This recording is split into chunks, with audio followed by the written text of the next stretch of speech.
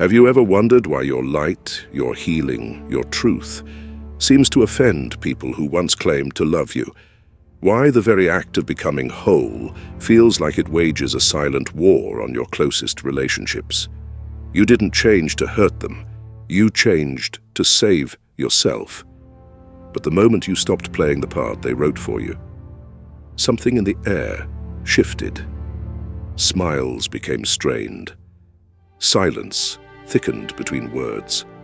The once warm eyes began to carry a chill you couldn't quite name. And you found yourself wondering, what did I do wrong? But this question, sincere as it may seem, is born of a deeper illusion. The illusion that people only react to who you are, rather than to what they have refused to become. Carl Jung knew. He walked into the sacred architecture of the psyche and came back with this truth. When you begin to grow, you don't just change yourself. You disturb the entire psychic economy of those around you. Your transformation is not neutral.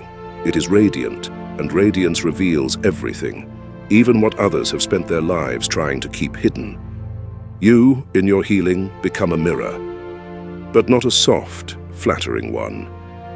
A mirror that does not bend, does not lie, does not flatter the ego. And people who are still running from themselves, who live buried beneath personas and projections, will not thank you for holding up that mirror. They will call you difficult, arrogant, selfish, changed. Not because you are any of those things, but because your very presence awakens their discomfort. And discomfort in the unconscious often lashes out in the form of silent sabotage, passive withdrawal, or overt hatred. It's a sacred paradox. The more integrated you become, the more disintegrated they feel by your presence. Because your peace reminds them of their chaos. Your clarity confronts their denial. Your boundaries puncture the illusion of their control. You don't have to speak a word, your being speaks enough. And if they haven't done the work, it will sound to them like a scream. But you must remember, they are not your enemy. Their hatred is not even personal.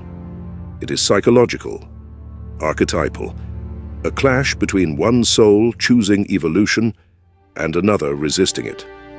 What you are witnessing is not rejection. It is a psychic defense. And so, the question is not, why do they hate me? The question is, are you willing to keep growing anyway? Are you willing to withstand the quiet exile that comes with becoming real? Because if you are, then you are already walking the path Jung called individuation, the slow and holy returning to the self. But be warned, this path is not paved in approval. It is paved in inner truth. And it often begins with standing alone. They didn't start hating you when you changed. They started hating you when you stopped playing the role they gave you. The one that made them comfortable. The one that kept their illusions intact. Carl Jung called it projection. That silent yet violent mechanism where a person casts their own disowned traits, wounds, and fears onto another, so they don't have to face them inside themselves. And when you, through suffering, courage, or sheer exhaustion, step out of the identity they assigned you, something primal gets activated in them. Your refusal to stay small is experienced as an attack, not because you were cruel, but because you broke the unspoken contract that said, "I will carry your shadow so you don't have to." People don't consciously know they're doing this. Most have never looked into the mirror of their unconscious. So when you stop conforming, when you heal and begin to live in truth, you become that mirror. And they will not thank you for the reflection. It burns, it humiliates, it reveals. You might hear them say, "You've changed." But what they really mean is, "I can't project onto you anymore. You're not playing along, and now I have to feel what I've been running from." You see, when someone hasn't healed their shame, they will resent your self-acceptance. When they haven't processed their anger, they will condemn your boundaries. And when they are terrified of change, they will attack your growth as betrayal. But you must not fall back asleep to earn their comfort, because the moment you give up your wholeness to regain their approval, you abandon yourself. Again, projection is not just about misunderstanding, it's about emotional survival. Most people do not want to see their own darkness, and so they place it onto you. You're selfish. You're cold. You're full of yourself. When, in fact, you are simply full of what they haven't dared to claim in themselves. Jung said, "Everything that irritates us about others can lead us to an understanding of ourselves. But that path takes humility, and for many it's easier to hate the messenger than to open the letter. And so the paradox continues. The more whole you become, the more fragmented they feel around you. And rather than ask why, they'll blame you. You are not the villain of their story. You are simply no longer their scapegoat. But that's a dangerous place to stand, because when the illusion falls, the ego panics. And if they're not ready to meet their shadow, they will turn you into it. And so, what begins as projection soon spirals into something darker, something Jung spent his life studying. The confrontation with the shadow. What we reject in ourselves, we are condemned to chase in others. That is the law of the shadow. Jung described the shadow as the hidden face of the psyche, the denied, repressed, unwanted parts of the self. Not just evil or darkness, but everything the ego deems unacceptable. Vulnerability, need, rage, power, even joy, if it was once punished. You do not grow up in this world without being told which parts of you are lovable and which must be exiled. And so, like all of us, you learn to split, to hide, to adapt. But the shadow does not disappear. It festers in the dark, and it watches quietly for a host. This is where it becomes dangerous. Because when someone has never faced their shadow, they will lash out at anyone who embodies it. If you express confidence, they call it arrogance. If you set a boundary, they accuse you of cruelty. If you finally stop shrinking, they say you've become too much. Not because it's true, but because your integration exposes their fragmentation. You've dared to become whole. And in doing so, you became unbearable. Your presence alone becomes confrontation. Because people are not disturbed by your light, they are disturbed by what your light reveals about their own unlit places. And so, the attack begins, but not with fists, with distance, silence, criticism, withdrawal. They don't scream, they disappear. Or worse, they gossip in whispers, reframe the story, cast you as the problem. You can feel it, the shift in their energy, the tension that wasn't there before. The look that says, "I no longer recognize you." But what they really mean is, "You've stepped out of the version of you I could control." The shadow isn't evil. It's primitive, and it operates through projection, displacement, and inversion. It whispers lies wrapped in feelings that feel true. And when someone hasn't integrated theirs, they become dangerous, not just to themselves, but to everyone who triggers it. You don't have to be perfect to set them off. You only have to be yourself, especially the version of you they don't yet allow themselves to become. This is why growth is not a safe journey. It's a rupture, an initiation. And like all initiations, it comes with a cost. Because when you begin to retrieve your exiled parts, the angry part, the sensual part, the wild, grieving, boundary-setting, radiant part. The people who still live in suppression will call you selfish, unreasonable, unloving. But you are not any of those things. You are just whole. And wholeness, to the fragmented, feels like an attack. You don't owe anyone the comfort of your fragmentation, and yet many will ask for it, silently, through withdrawal, through shame, through threat. Because the unhealed shadow doesn't want to be integrated. It wants company, but you were not born to carry someone else's disowned self, especially not when your own is finally beginning to bloom. And as you step further into your truth, into your boundaries, into your sacred no, the first tremors of resistance often come not from strangers, but from those who say they love you most. There is a special kind of grief reserved for the moment you realize your healing is threatening to the very people who raised you. Not because you're cruel, not because you've become selfish, but because you've stopped playing the role they assigned you, the role that once kept the family system stable. Maybe you were the peacemaker, the listener, the invisible one, the golden child, or the scapegoat, the strong one who never cried, the agreeable one who never said no, the one who made dysfunction look like love. We don't choose these roles. They are passed down like heirlooms, silently, unconsciously, ritualistically. And we play them because we are wired for survival. We adapt, not to thrive, but to belong. But when you begin to wake up, something shifts. You stop laughing at jokes that are cruel. You stop absorbing shame that was never yours. You stop tolerating patterns that once felt normal. And suddenly, the role collapses. The system trembles.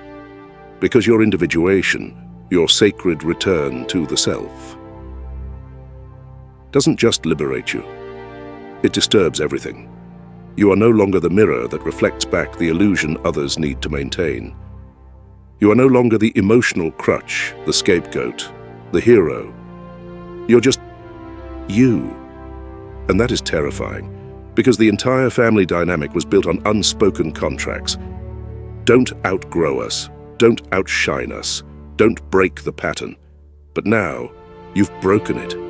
Not to rebel, but to breathe. And in doing so, you've unknowingly threatened a fragile ecosystem. One that depends on everyone staying in their assigned emotional place. So the pushback comes. Soft at first. You've changed. You're so different now. What happened to you? And then sharper. Distance, guilt, withdrawal. And finally, if your light keeps shining, attack. But don't be fooled. They are not attacking you. They are attacking the mirror, because your individuation reminds them that theirs never came. It calls out the false peace they've settled for, the role they still perform, the shadow they still hide. And for some, that truth is too much. So they project, they judge, they punish, not because they're evil, but because they're afraid. You see, family roles are not just habits. They are identities forged in survival. To break free of them is to threaten the very story that held the tribe together. But you were not born to be a character in someone else's unresolved play. You were born to become someone whole.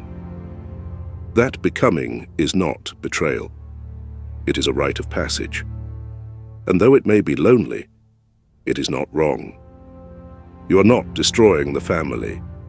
You are revealing its fractures, the ones that have been there for generations, passed down in silence, denial, and sacrifice. And when you choose truth, even if your voice trembles, you begin to heal something older than you. But the real question is, what happens when this rebellion, this breaking of ancestral roles, no longer just disrupts your family, but begins to threaten the culture itself? What happens when your personal transformation is no longer just a family matter, but begins to ripple out into the world. You see, families are not isolated units. They are microcosms of the culture they're born into. And when you begin to shed your role within the family, you also begin to disturb something even larger, the unconscious agreements of the society you live in. Carl Jung called it the collective unconscious, a vast reservoir of shared symbols, beliefs, and ancestral patterns that shape human behavior across time. It's not just your personal shadow you must face. There is a collective shadow, a cultural one, a centuries-old agreement that says, this is who we are, this is how we behave, this is the mask we wear. And when you, by healing, by questioning, by growing, begin to unmask these patterns, something ancient within the system pushes back. It can feel like betrayal, not because you've done anything wrong, but because you've chosen to break a cycle that depends on your silence. You refuse to continue the trauma. You set boundaries where there used to be obedience. You question the beliefs your ancestors died defending. You say, this ends with me. And the system says, no, it doesn't. You're no longer just healing yourself. You're threatening the very architecture of inherited pain. That's why your healing feels so heavy. Because it's not only your burden you're carrying, it's the grief of generations. Jung observed that the collective unconscious resists disruption. It will mobilize in subtle and not so subtle ways to bring the deviant, the awakened one, back in line. You may find that people you barely know suddenly treat you with suspicion, that colleagues withdraw when you speak your truth, that your community no longer recognizes you because you no longer play the part, and it will tempt you to shrink, to quiet yourself, to betray your growth just to feel safe again. But let me tell you something most people are too afraid to admit. The moment you truly begin to individuate, to become who you are meant to be, you will almost certainly become a threat to the system. Because the system, like the family, is not designed for liberation. It's designed for order, and order depends on repetition. It depends on you inheriting the guilt, the gender roles, the obedience, the shame. But you were not born to repeat. You were born to awaken. And awakening, by its very nature, is disruptive. But it is also holy. Because when you step outside the pattern, you don't just free yourself, you offer a doorway to others. Not all will walk through it. Some will slam it shut. Some will label you arrogant, lost, too radical, too soft, too bold, too different. But a few will recognize the path you walk. And in your courage, they will remember their own. But this awakening comes at a cost, and the deeper you go, the more masks you shed, the more dangerous you become. Not because of what you do, but because of what you reveal. And so we must ask, what happens when the mask itself, the very persona you've worn to survive, begins to crack and die in front of those who depended on it most? It begins quietly. The way you speak softens or sharpens. You stop laughing at jokes that sting. You stop nodding when you disagree. And one day, almost without warning, the persona, the social mask you've worn your entire life, begins to fracture. Carl Jung taught that every individual wears a persona, a carefully constructed identity designed to help us navigate society, fit in, be accepted, and feel safe. But here's the tragedy. Most people don't know they're wearing one. They mistake the mask for their face. They mistake performance for authenticity. And worse, they need your mask to stay intact, because it helps protect the illusion of their own. So, when you start peeling it away, they panic. Not because you've changed, but because you've stopped pretending. They say things like, "You've changed. You're not the same anymore. You're acting different. And they're right. You are. You're no longer editing yourself to meet their expectations. You're no longer dimming your light to keep their insecurities comfortable. You're no longer saying yes when your soul is screaming no. But to them, it feels like death. Not your death, but the death of their projection. Because they weren't relating to you. They were relating to who they needed you to be. The caregiver, the peacemaker, the achiever, the silent one, the good girl, the strong man, the one who never cries, the one who never leaves, the one who always stays. And when you stop playing the role, the stage collapses, and they don't know what to do with the real you, the unmasked you. The whole messy, beautiful, contradictory you. Jung warned that the process of individuation, becoming your true self, is psychologically equivalent to death and rebirth. The death of the false self and the birth of something raw, unfamiliar, and unspeakably real. But to those still clinging to their roles, your rebirth feels like abandonment. They are mourning the character you used to play, and you are mourning the time you lost pretending to be someone you never were. This is the quiet grief of transformation, the death of who you thought you had to be. And yet, there is beauty in this unraveling. Because with every mask you drop, you come one step closer to your essence, to the voice beneath the noise, to the self beneath the roles, to the love that does not depend on performance, approval, or adaptation.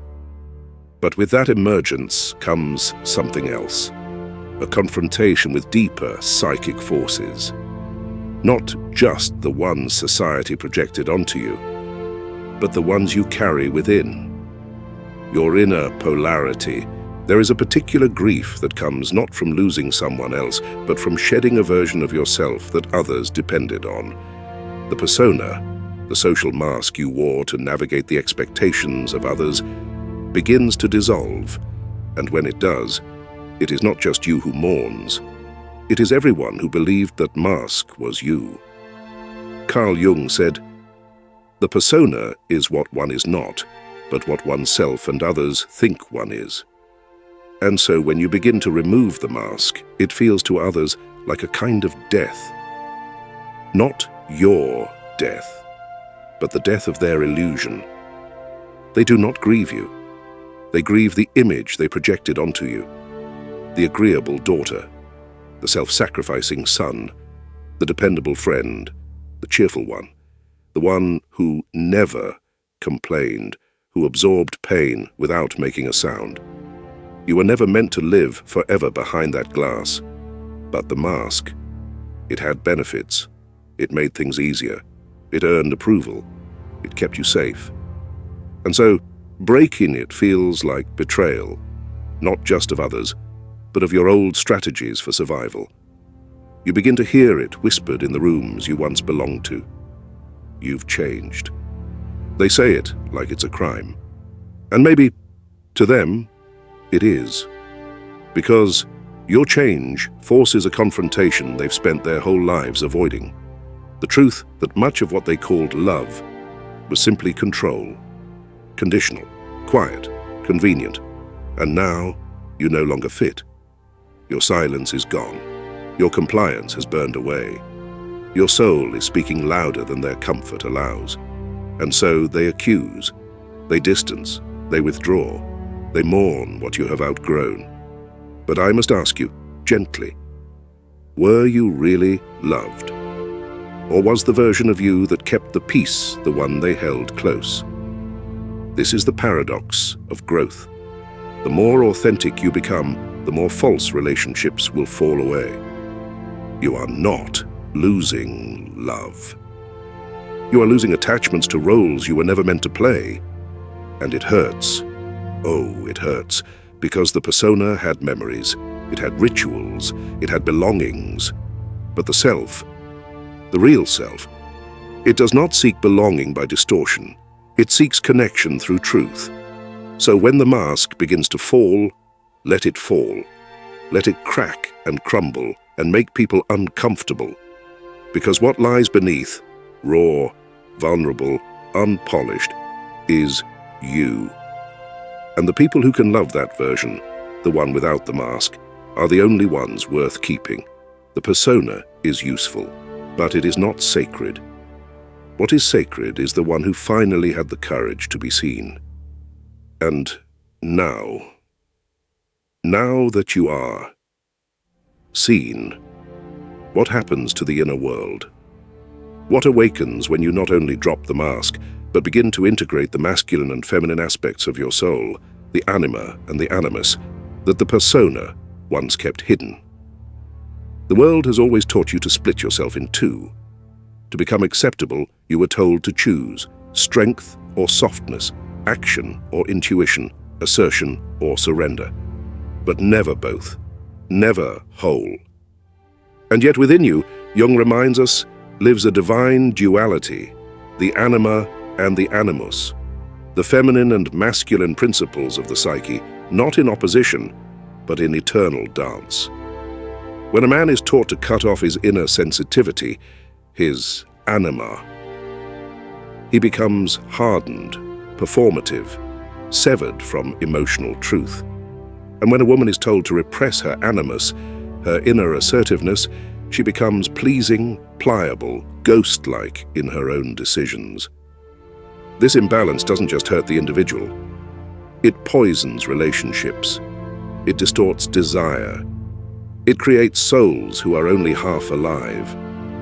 But when you begin to integrate these forces, to reclaim what culture told you to bury, something extraordinary begins to happen. You become full spectrum, no longer either or. You are now both and, compassionate yet boundaried, empathetic yet discerning, open yet protected.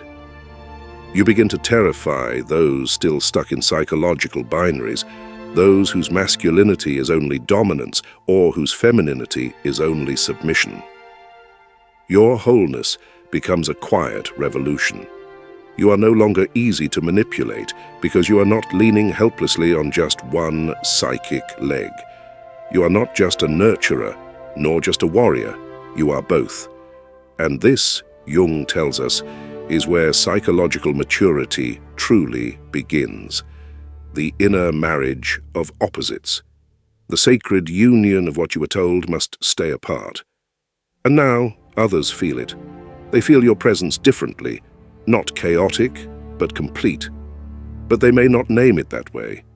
Instead, they may call you intimidating. Too much. Hard to understand? They are not wrong. You are difficult to categorize now, and people find safety in categories. But you were not born to live in a box. You were born to live in truth, and truth is nuanced. This is not arrogance. This is integration. And it is precisely because you no longer need to overcompensate for one half of your being that you become magnetic, stable, deep. This inner marriage doesn't make you invincible, but it makes you authentic. And it gives you the grace to stand in the tension of paradox, to hold light and dark, giving and receiving, rage and reverence, all in the same breath. It is this psychological fluidity, this capacity to contain contradiction, that makes you ungovernable to those still enslaved to simplicity. And it is here, in this newfound wholeness, that something else awakens. Not just clarity, but freedom. A dangerous kind of freedom. Because now you have touched what Jung called the transcendent function, the mysterious ability of the psyche to evolve through the reconciliation of opposites. But that level of integration, that level of unpredictable self-possession. What happens when the world can no longer predict or control you? There comes a moment in your inner work when the rules begin to dissolve. Not because you have abandoned responsibility, but because you've stepped into a deeper form of it. This is the threshold Jung calls the transcendent function, a sacred psychological capacity, the ability to hold contradictions without breaking, to allow opposing truths to coexist in you until something new is born, not compromise, but synthesis. This is not easy. This is not for the faint of heart. To say, "I love you, and I will not let you destroy me." To whisper, "I forgive you, but I will never return." To feel grief and gratitude in the same breath and not rush to resolve it. That is the work of an integrated soul. Most people cannot comprehend this level of being. They are taught to choose, to live in absolutes, to identify with fixed roles, fixed identities, fixed loyalties. The binary mind finds safety in control, in picking a side and calling it the truth. But you are no longer interested in sides. You have chosen wholeness over comfort. And this threatens those who live by emotional shorthand. You are no longer predictable. That is why they fear you. Because you no longer react from unconscious patterns.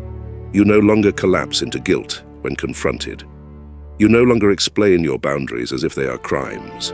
You act, not out of defiance, but clarity. You stay, not out of fear, but presence. You leave, not out of bitterness, but reverence for your own soul.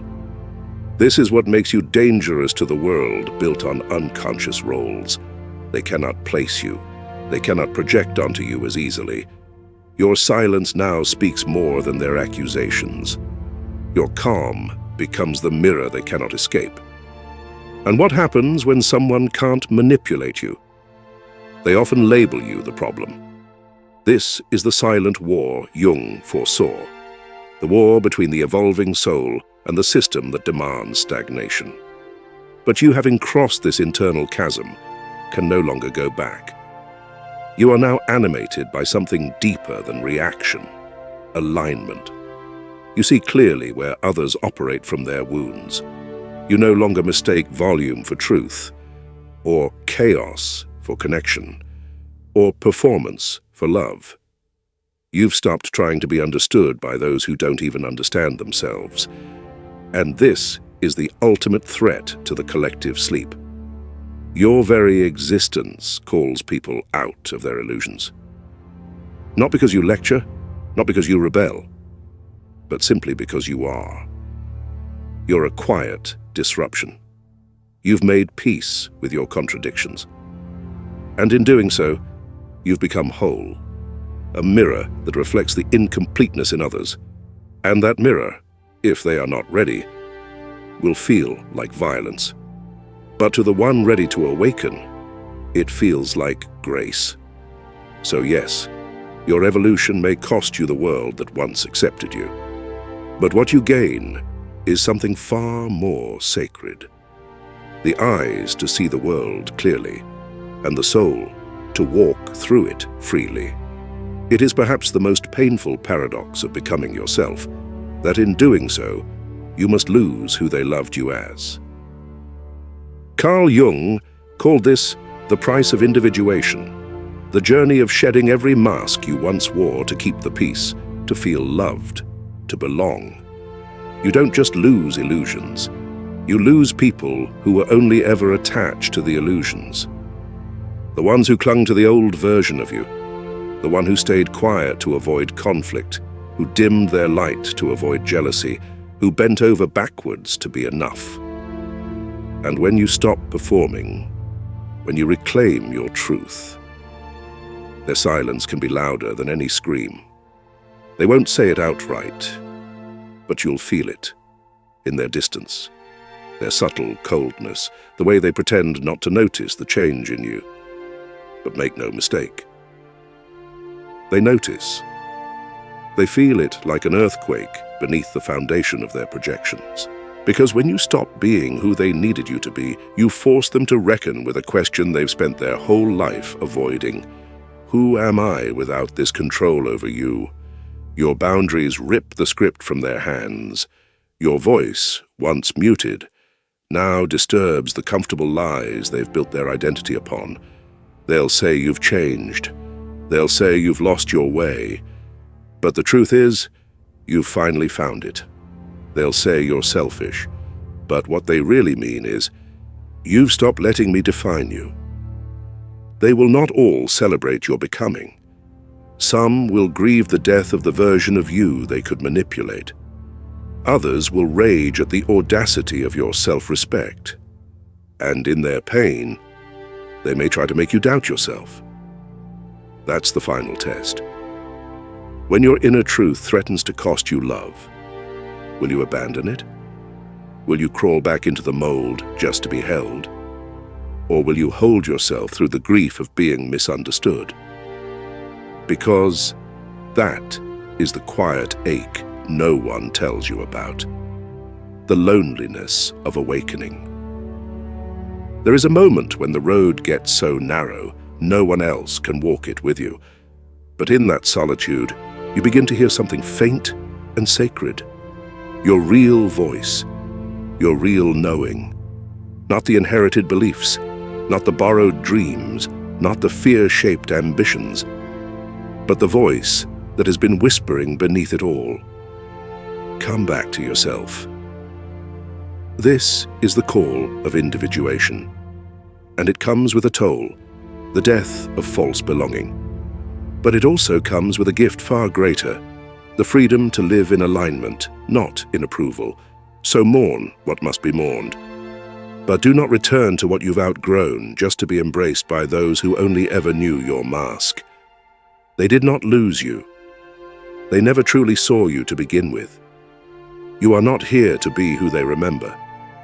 You are here to become who you truly are. There comes a moment in the quiet aftermath when you realize the hatred was never personal. It was ancestral. It was archetypal. It was systemic. You were never merely challenging a person. You were defying an entire pattern of unconscious survival. In your family, your relationships, your culture. That's why it felt like war.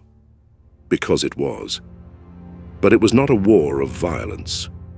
It was the sacred war of remembering who you are beneath the masks. Carl Jung called this individuation not just a psychological process, but a spiritual one. And what makes it holy is not its glory, but its cost. You lose your tribe, your roles, your comfort. You lose the safety of being liked. But in return, you gain your soul. You begin to understand why they couldn't come with you. Not because they're evil, but because they are still living in the trance of who they had to be. You too once played that role. You too once clung to the familiar pain because it was predictable. But something in you refused to stay asleep. Something ancient stirred in your chest, a memory of freedom, of truth, of wholeness. And so you walked away, not in arrogance, but in reverence. Not because you stopped loving them, but because you finally started loving you. You now see clearly their hatred is not evidence of your failure, it is confirmation of your awakening. Because no one fights a sleeping soul, they only fight what is waking up. And that is what you are, awake, whole, alive. You've integrated your shadow, you've dropped the mask, you've stepped outside the roles. You've held both light and dark in your hands and said, I choose all of me. That is why they turned away. Not because you became worse, but because you became real. And realness is radioactive to the false self. It exposes what others have spent decades burying. It calls into question the entire life script they've lived without inquiry. It makes their persona tremble. And instead of facing their fear, they fight you. But your task was never to be understood. It was to become, to live a life that is true, not tolerable, to walk a path that is yours, not prescribed. And if that means walking alone for a while, let it be sacred solitude, because on this road, you are not actually alone. You're accompanied by yourself, the inner divine image that Jung said resides at the center of your being, not a fantasy, not a role, but the truth of who you've always been, beneath the wounds and projections. So let them say you've changed. Smile gently and whisper, "Thank you." Because what they really mean is, "I no longer recognize the version of you I could control." And to that you say, "Exactly." You are no longer available for unconscious contracts. You are no longer here to be a mirror for denial. You are here to be a mirror for truth. And sometimes truth burns, but only what was never real in the first place. This is not the end of your story. This is the return to your essence, your soul, yourself. And that, dear soul, is the privilege of a lifetime. So how do we live this truth in a world that often rewards masks and punishes awakening? How do we take Jung's insights and walk with them through the chaos of everyday life? It begins with this. Stop apologizing for your clarity. You are not too much because you finally said no. You are not selfish because you decided to protect your energy. And no. You're not a villain because you stopped rescuing people who never intended to save themselves. In modern life, the moment you begin choosing alignment over approval, you will feel resistance. In families, you'll be called distant. At work, you may be branded difficult. In friendships, they'll say, "You've changed." Of course you've changed. Growth is change. But our society is still hypnotized by the persona, the polished, performative version of self that says, "I'm okay" when you're bleeding inside. Social media glorifies curated identity. Corporate culture promotes the agreeable over the authentic. Even spiritual communities can shame you for having boundaries, calling it a lack of compassion. But here's what Jung taught us. Compassion without boundaries is not healing, it's self-erasure. So what does this mean in real terms? It means learning the art of loving without losing yourself. You can care without caretaking. You can listen without absorbing. You can walk away without guilt. You stop playing therapist to those who weaponize their wounds. You stop shrinking to fit into rooms that require your silence. You stop explaining your worth to people committed to misunderstanding you. Because your individuation, your becoming, is sacred. And you owe it no apology. In your career, it may mean leaving roles where you're expected to be endlessly agreeable rather than authentically expressed. It may mean creating instead of conforming. Choosing meaning over metrics. In your relationships, it means choosing people who don't just tolerate your wholeness, but rejoice in it. People who don't flinch when your light shines and don't flee when your shadow speaks. And most importantly, it means choosing yourself over and over again. Not in the narcissistic sense, but in the radical, soul-honoring sense. You listen to your body. You trust your gut. You give your inner voice the microphone, not the critics in your mind. Yes, there will be grief. Not all will walk with you. But Jung reminded us, the privilege of a lifetime is to become who you truly are. That's not a metaphor, it's a call to action, a call to live without betrayal of the self, to build a life so aligned that anything not rooted in truth simply cannot stay. And as you walk forward, not perfectly, but consciously, you become an invitation. An invitation to others who are still afraid of being seen. An example that it is possible to live without performing, to love without losing yourself, to grow even when it costs you the crowd. In this way, your healing becomes a quiet revolution. And your life becomes what it was always meant to be. Whole, real, free. If this message stirred something in you, please support the channel by liking, subscribing, and sharing this video. Your presence helps us reach others on their path of healing and self-discovery. Let's grow together, in truth, in courage, and in conscious awakening.